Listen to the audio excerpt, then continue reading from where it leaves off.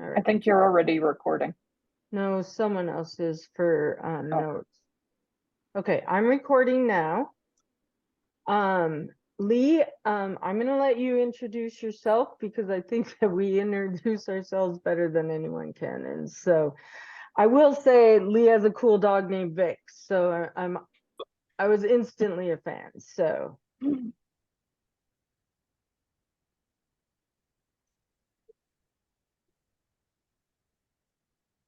perfect. Yeah, you can probably hear the dog in the background. So office mates sometimes Gotta have your coworkers with you. Yeah. So good morning. There's two or three of you that are on here that heard a similar talk last week. So for you guys, your chore is to figure out how I changed the presentation, I guess. We kind of reduced it in length and concentrated a little bit more on the Northern Plains area because the Southwest has some pretty cool stuff they're going to share in June.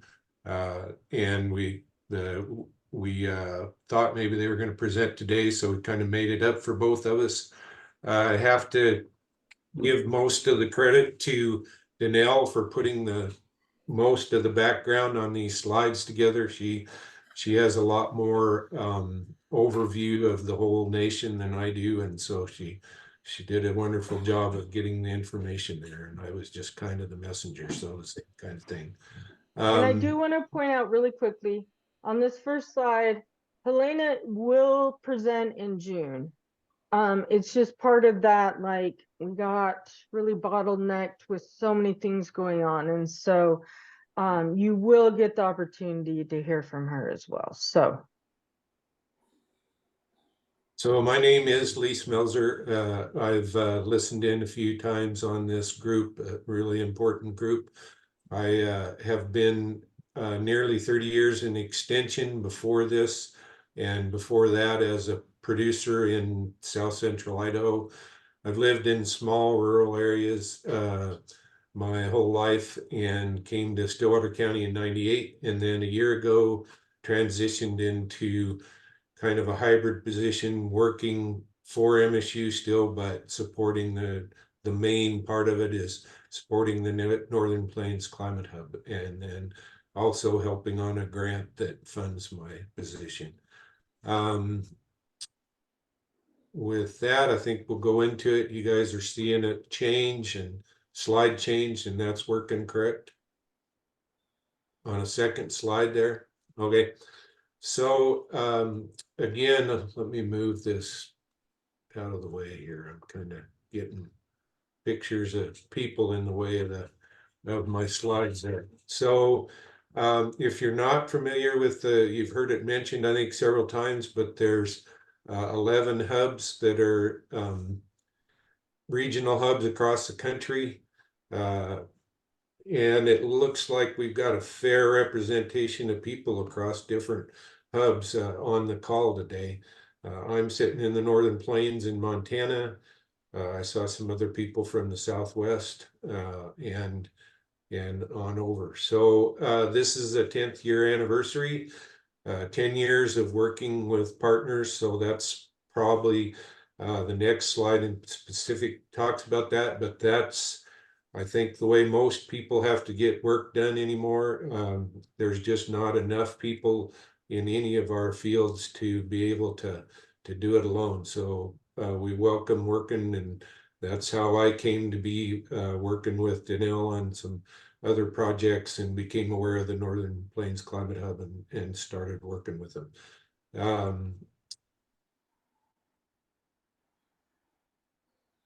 As I mentioned, the climate hubs are bridge builders. We try to have one foot in the production world and one foot in the scientist world, and work with practitioners to kind of co-produce and get boots on the ground programs that'll help people out in the country. So many of the climate hubs, particularly the Northern Plains, has a small team.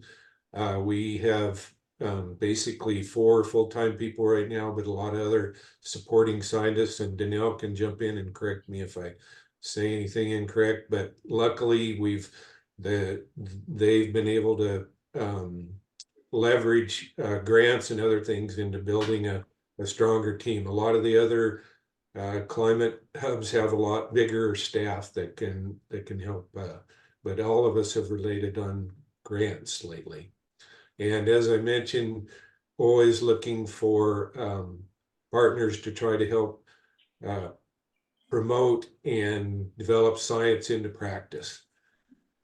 Do that by basically 3 prongs, looking at science and data synthesis. In other words, trying to help translate and deliver relevant information to people out in the field, working on tool and tech development, co-producing that with others, and then outreach and convening and training, which is a large part of the Climate Hubs group and what my main job is. And the goals of that are to promote climate awareness and just really resilient working lands, trying to make sure that people have as many tools as they can to help them out on the ground where they're farming and ranching, and with forests as well, which we'd like to become more and more involved with. And while there's quite a lot going on, it needs work as well. I'll give a few examples of each of those prongs in the science and data synthesis. For example, all of the regional hubs had provided input on for the 5th National Climate Assessment, and our own Danelle was a co-author on the Ag Food Systems in Rural Communities, Chapter 11 for Ag. There's a lot of really important and interesting tools there and information.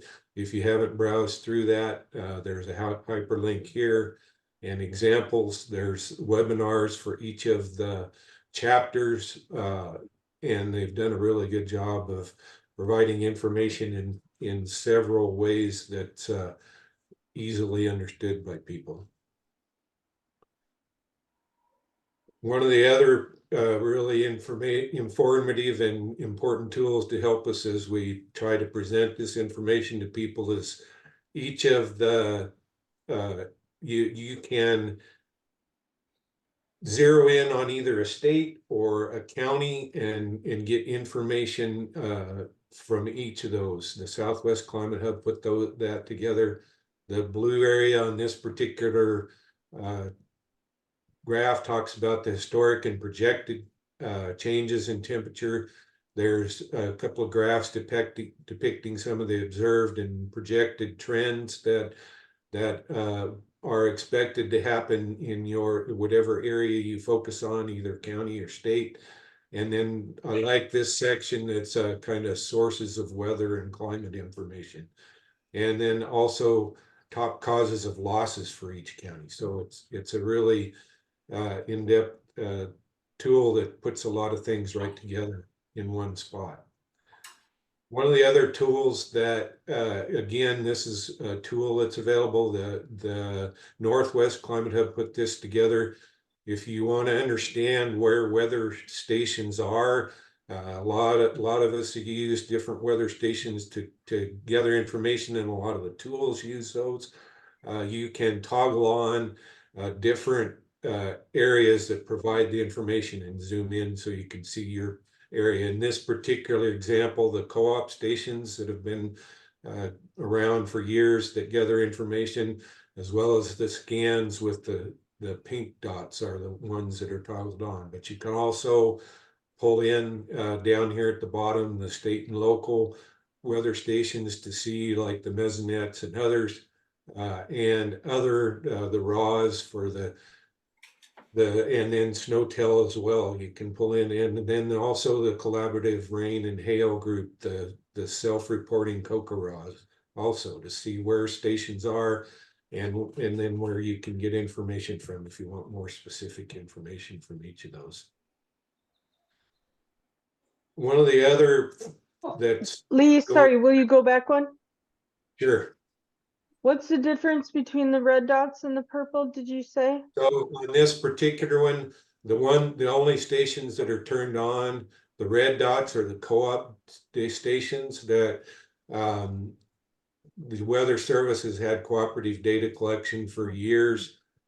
So they're and probably one of the more important long-term stations, and the pink dots on this one are the scans. You can toggle off any of these stations on the right. So right now it's only the two that are on there.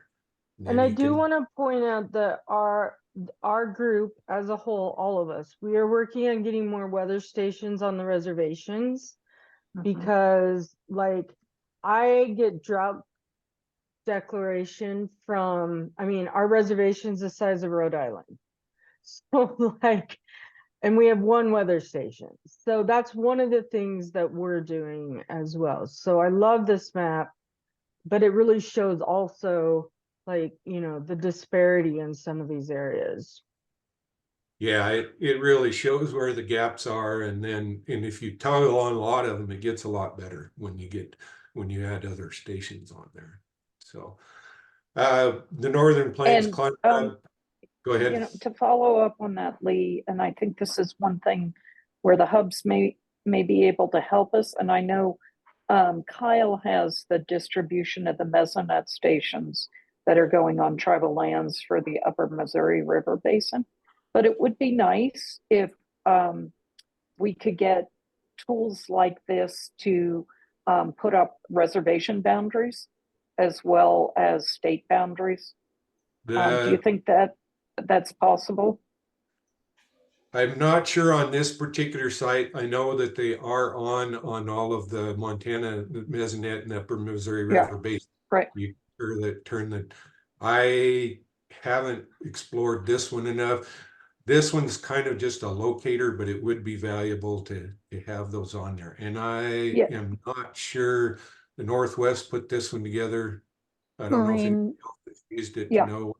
Yep, Maureen, this is Danelle, and I'll just say that the Northwest Hub worked with the National Drought Mitigation Center to create this tool, and so we can absolutely pass that suggestion on to NDMC and Holly at the Northwest. I'm sure they're very willing to consider that. Thanks. You know, we're not asking them to change anything that's there, but they should just be able to add the layer that you can toggle on that has the outline of the reservation boundaries. And this only helps all of us for reporting. Right. Like if we add that element to this, like we're all on the same page right now. So we could report those as we're adding them and the success of that and adding that to this map. It would be very good. Thanks. Thanks, Dano. Appreciate it. So a tool specifically developed, well, by and in around the Northern Plains Climate Hub with several partners is GrassCast, and what it but actually the what I wanted to mention first is just tools that are available for rangeland production, and the first part of them is with the RAP that NRCS has, and it combines past historical production figures with current monitoring conditions. So that's important to know where you start from. And it was developed with a variety of folks that try to, so it's looking back and currently, and then the next part of that is forecasted production, which is GrassCast, and I'll go into a little bit of it after I talk a little bit more about the RAP. It was developed by the University of Montana with a partnership of a lot of folks, and it again, you can zoom into a certain area. It'll provide the graph there is historical production for the area in blue that's outlined, so you can get production trends to help you understand. Like we remember that in our area, or in this area, which is I think that's in North Dakota. you had a large peak in 2015, so it'll kind of help you historically remember what your production was during that time period and what might happen this year in a comparative year or something like that. Where it also gives you production, kind of helps you production records and make sure that what you have kind of agrees. If not, then they want to know that too, but it helps you understand where your production fits with these two. So the next part then is trying to look forward with GrassCast, and then so it uses observed weather patterns and a prediction of future weather,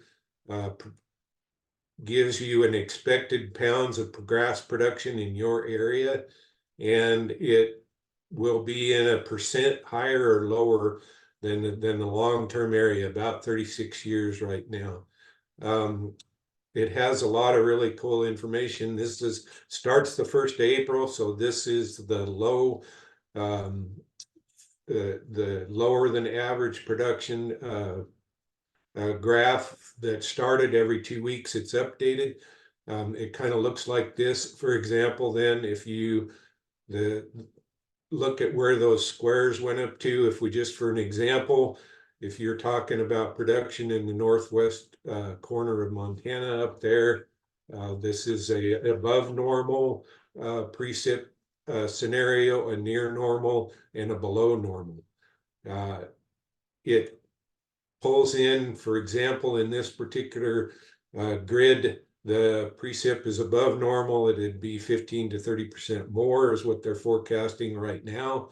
If it's near normal, we're going to be probably 5 to 15% less up in that particular corner of the country right now. They've been in a prolonged drought. That's why it's, and some other factors go into that, but that's why it's lower than normal. And our below normal, again, is 15 to 30%. And then also the Southwest also has similar, you can pull up that information for that area too. You can also zoom in. There's a zoomable to 6 by 6 mile area. This is the same area that those squares were pointing to, and it gives you more information, and it helps you. So in other words, what their forecast says for above more normal, if you have at the bottom circle there, about 12 3/4 inches what's expected in an above normal situation for the next part of the growing season through October, you'd have 12% more. So not really high even for above normal production. If you go to the near normal, probably roughly they're forecasting 7% less, and that's about 8.5 more inches for the next few months of the growing season through the beginning of October is where it goes to.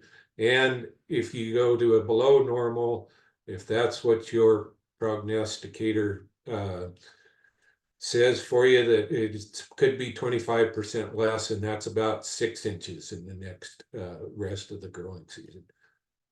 I wanted to throw, again, this is a California tool, but what I wanted to mention this is that nearly all or many of the mesonettes, or particularly the Upper Missouri River Basin, are working on new tools that will be helpful for producers, and they want input, particularly from this group and others, on what would be valuable for them. So particularly, I know in North and South Dakota and Montana and where the Upper Missouri River Basin tool mesonettes are going in, the new stations, about 500 in the next 2 years. They're developing tools like this that will be really important for us. So I think the feedback is it was wanted and expected from those folks. Just a little bit closer to home, what funds me and develop this relationship so I'm able to support Danelle and her crew is the Ag Risk Project. It was funded by a NEFA grant. So we're really trying to assist farmers and ranchers with insurable weather and climate risks in the Pacific Northern Plains and Southwest, a large group of people.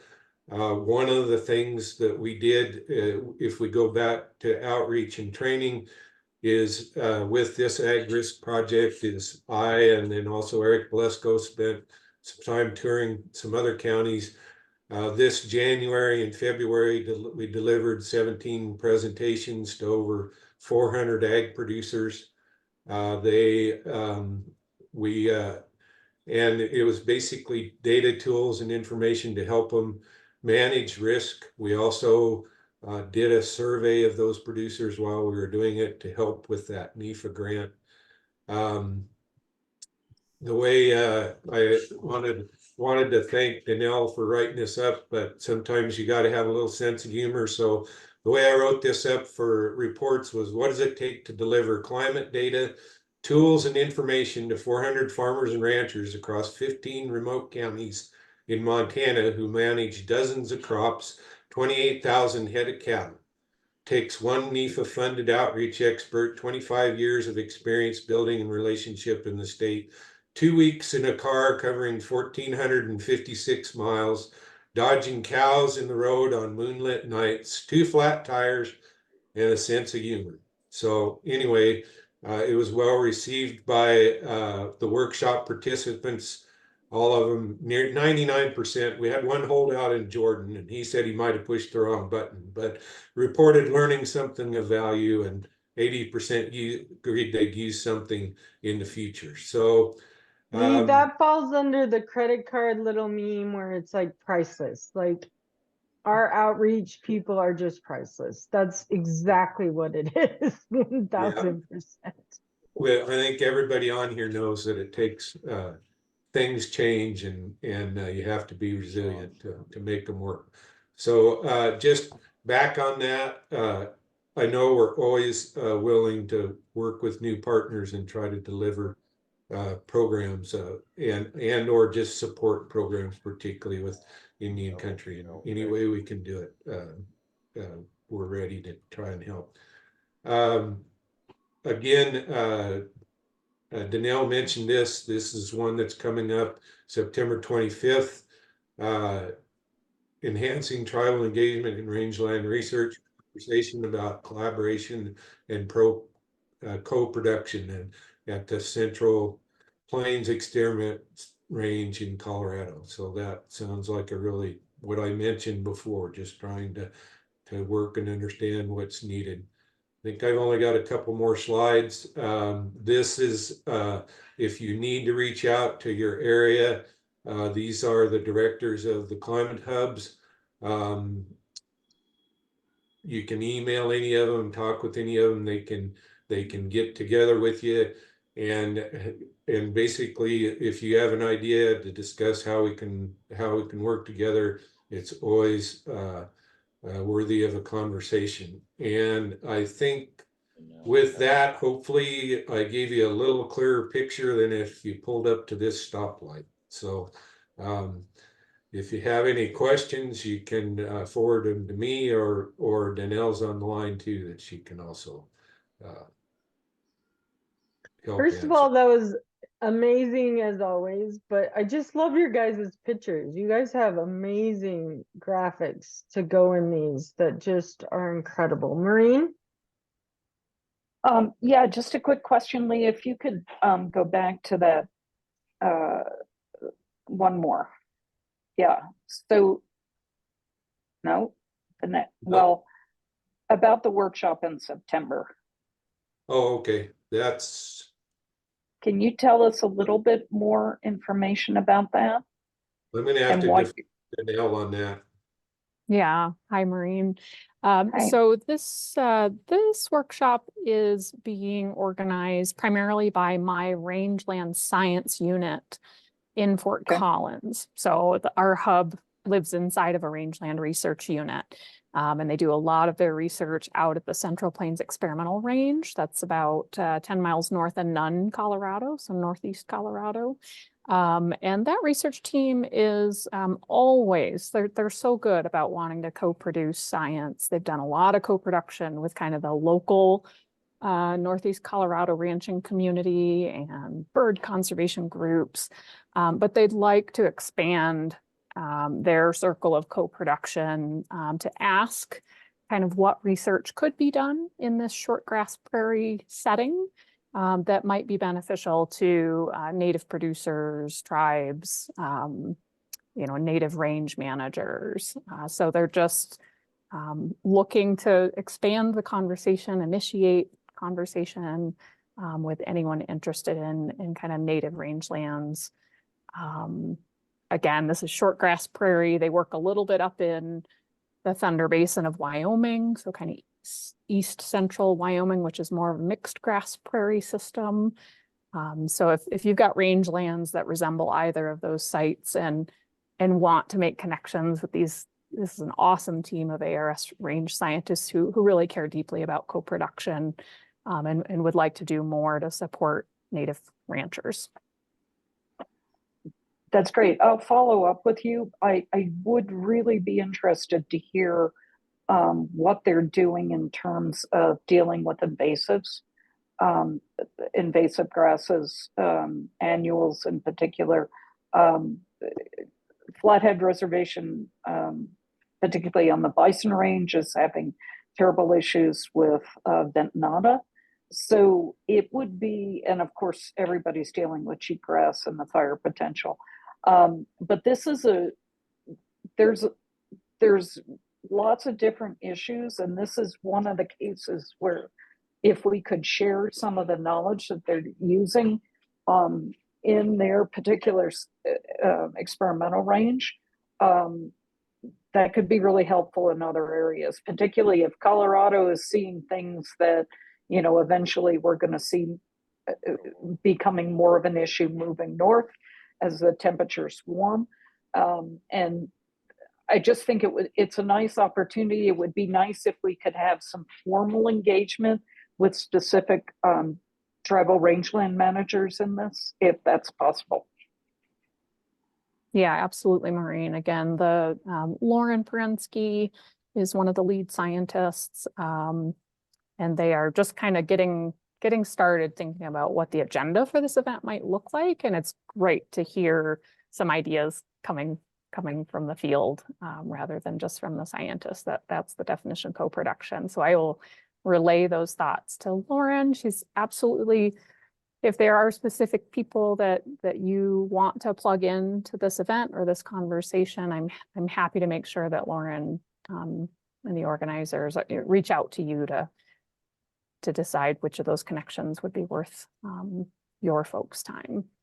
Yeah, Vicky's probably got quite a few, but right off the top of my head, I would say definitely the rangeland manager for the CSKT Bison Range would be an excellent person to be involved. And they've got a lot of issues going on right now, like I said, and this will be interested in diagnostics for understanding the spread of invasives, cost-effective means of being able to deal with them, and then potentially even how they're sustaining native grass populations into the future, where your mixture of maybe cool grasses and warm grasses are shifting with temperature changes. Those are all things that are of major interest. And Colorado is seeing things that Montana and the northern plains are going to see it probably within the next decade, if they're not already. And Danelle, excuse me, I'm so sorry. I think that we need to connect with Intertribal Buffalo Council. Right. Yeah, that's another an one. Extension of CSKT, but they're national. And Troy, I don't know if you're on when he gave his presentation, but it was phenomenal. And they were the original, grazers of the land. Like, they never overgraze. They graze, then they move, and all of that. So I think they would be very valuable to you. So let me make a note, and I'll do an introduction email this week for you and Troy. Great. Thank you, Vic. I will gather those connections and touch base with Lauren and make the right kind of handoff of those contacts and get folks involved in the discussion on what we could achieve in this event. Yeah, I think Right. it would be Excellent. just really valuable to bring Indian country to the table. Absolutely. Because That's what before they want to do, but they need sustainability help. was a word, yeah, exactly, absolutely. So just, I mean, that's where we can start. But I mean, now we Right. have Craig with us. I mean, we can bring IAC into the picture. I like where Marine's going with this, with the buffaloes. So, I mean, I feel like we start there. Right, Marine? Yeah, Okay, definitely. And just okay. being able to have, being able to use the hubs as a reach back into ARS, not always the most typical place where we can make bridges. And I think this could be a great way to start that. Thanks, Yeah, Janelle. you Well, bet, just Marie. mention- I'd I just just like to mentioned add, quickly, if I could, this is Lee again, that you mentioned invasive into Montana and that area. You mentioned Ventnot is one of our biggest that we've been watching out for. Also coming from west to east is Medusa Head. That could be a big invader. And then the third one coming from east to west is Palmer Amaranth that's on the border of Montana.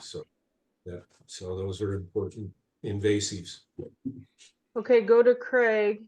I was just gonna add, I feel like this deal could really add these climate smart commodities, because a lot of the producers are gonna have to do the reporting on themselves, where this will help them gather more information and tools to be able to complete their reportings on these climate smart commodities, and kind of see what ARS is utilizing, like the rat and the grass cast, and kind of help them start with their reporting aspects, and then start advancing their reporting aspects with it too.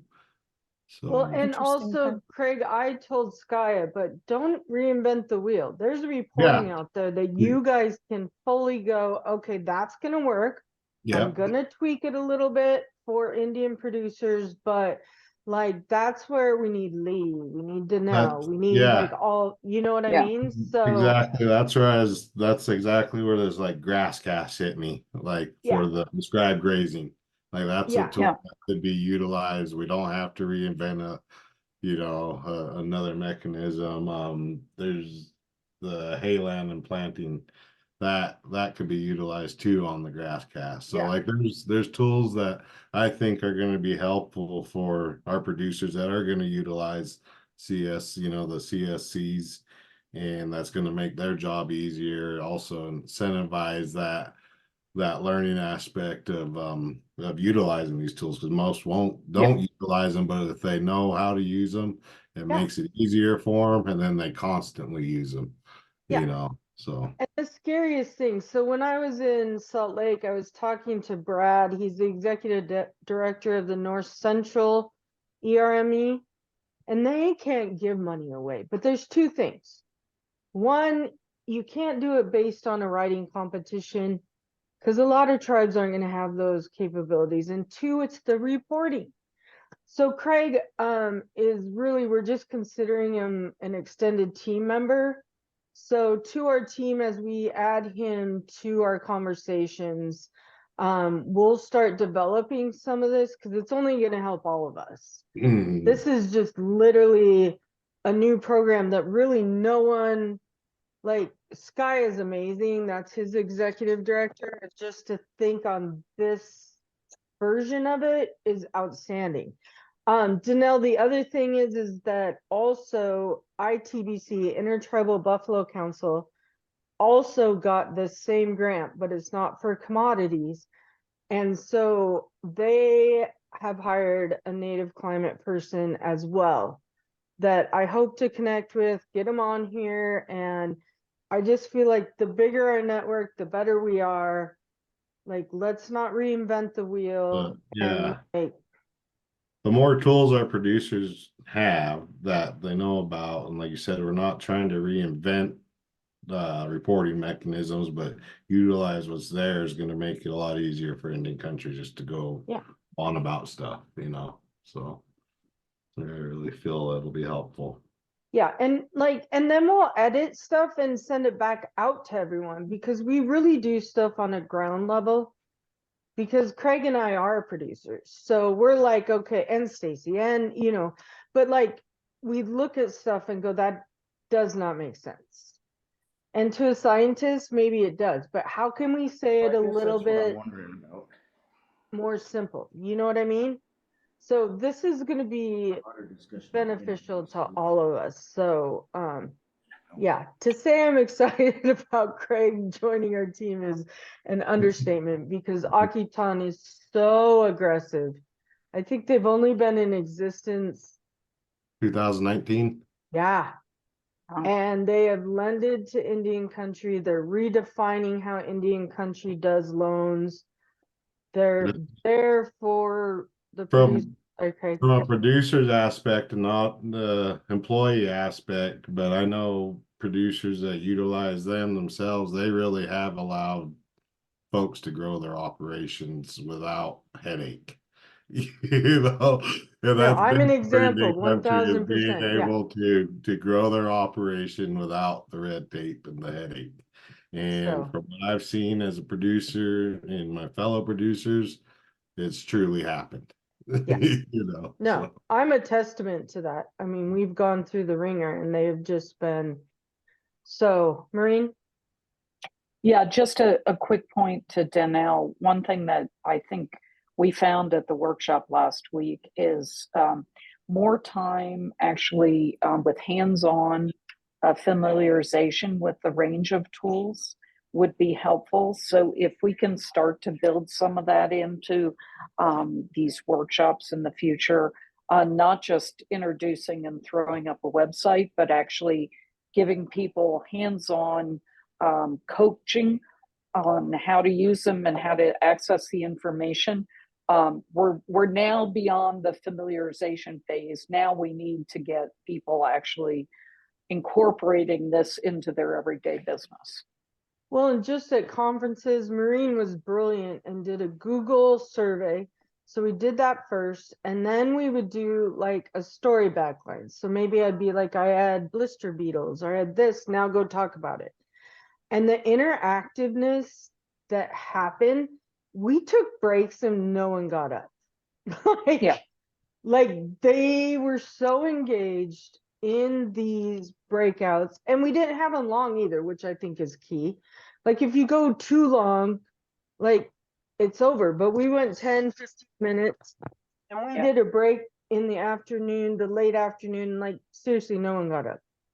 And so I think just that interactive conversations is just so essential because like what's happening for Lee up there is not happening for me down here. But like if I'm getting blister beetles, I mean, and we haven't had them in 100 years, I mean, who knows who's going to get them next. So like those are all the climate changes that we're truly facing, and the interaction and opportunities. I don't know, it just worked out so well. Maureen did an amazing job, like interacting. It was Some really teamwork. good. It was teamwork, but you really put the agenda together, and it was good because we just didn't want to like talk at people. We didn't want to just do PowerPoints. Craig, oh yep, Craig, see you later. No worries. I know we're Yeah, at I our gotta time run. limit. Yep. All right. Well, I just want to thank Lee and Danelle. Amazing. And thank you for coming through. We're excited about next month too. We're gonna do bees, and like if you're not on the bee page, you will be after this gal talk. She's amazing. And bees are like just the absolute bees knees, people. So we will get that out. I'll get notes out, you guys. We'll get this recording up, and everyone have a good day, good weekend, rest of the month. And we'll see you soon.